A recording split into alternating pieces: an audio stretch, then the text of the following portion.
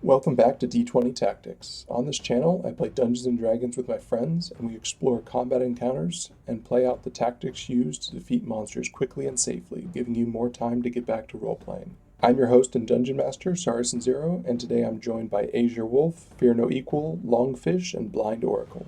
Together, we'll run through typical battles that adventurers might see playing Dungeons & Dragons. This is the 5th encounter in the Goblin Warrens, so if you missed the start, you can find a link to it in the description below. Grab your dice, draw your sword, and let's jump into combat. We've got one Hobgoblin. Hobgoblin's the guy in the middle. You fought one of those before. Hobgoblin is wearing the same thing as last time. He's got chainmail and a shield, long swords, long bow, and 2 giant wolf spiders. Giant wolf spiders are on the edges of the cavern. Giant wolf spiders have giant wolf spidery things. 8 legs. I'm sure you learned about that in school. If they were regular wolves, they'd only have 4. That's what the terrain looks like, by the way.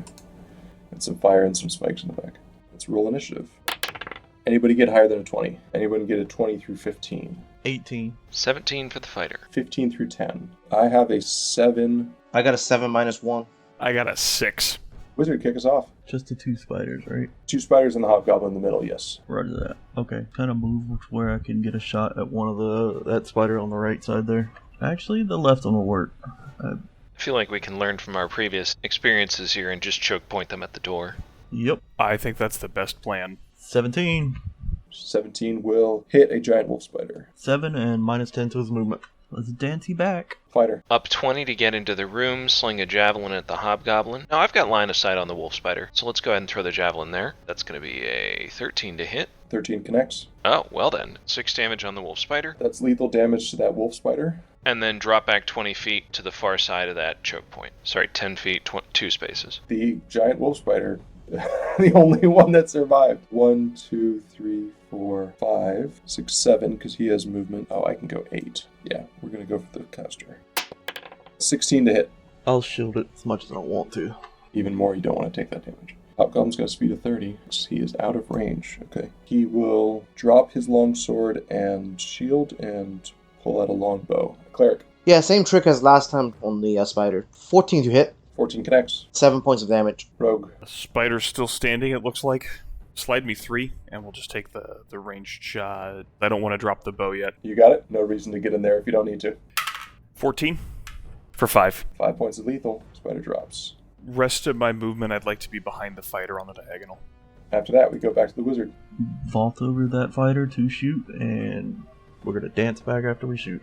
This one we should start closing in because he's got range now, so he's not going to come to us. I ain't getting any close to that thing. And 8's going to miss, and dance back. Fighter. Well, I guess we'll do it differently than we did last time and move up 6 and dodge. And I'm going to draw my great axe in that process. Hobgoblin. Hobgoblin is going to shoot at the wizard.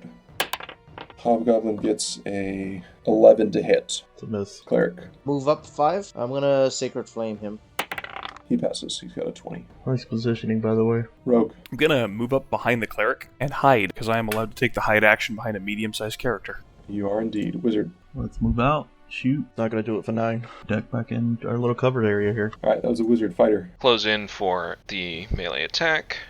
Ooh, that's a critical miss. Not that it mattered, it was a 2 on the damage dice too. After the fighter, all set. Yeah, just staying between him and everyone else. Hobgoblin is going to drop his bow, return to his sword, pick it up, and attack you, the fighter. 21 to hit, using the versatile ability, so it's a D10. Take 8. That'll put me on the ground again. Just exactly what I had. After the Hobgoblin is the Cleric. Move up 3. Just move me up to him. And then I'm gonna hit it with my hammer. 30-20 Dirty 20 hits. for 8 points of damage. Rogue. Unfortunately, you are no longer hidden. Yeah, that's okay. It bought me the turn. Drop the bow. Is there a reason to drop the bow?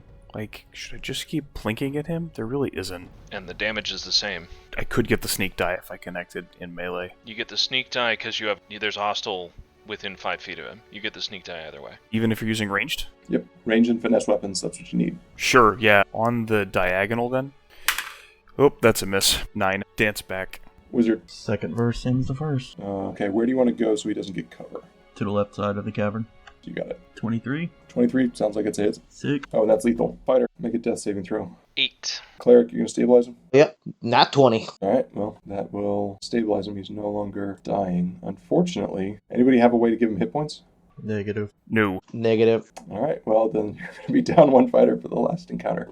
5 encounters down, 1 more to go before the long rest. Thank you for stopping by, and I hope you'll join us next week as the adventure continues. I'm Saracen Zero, and I'll see you next time.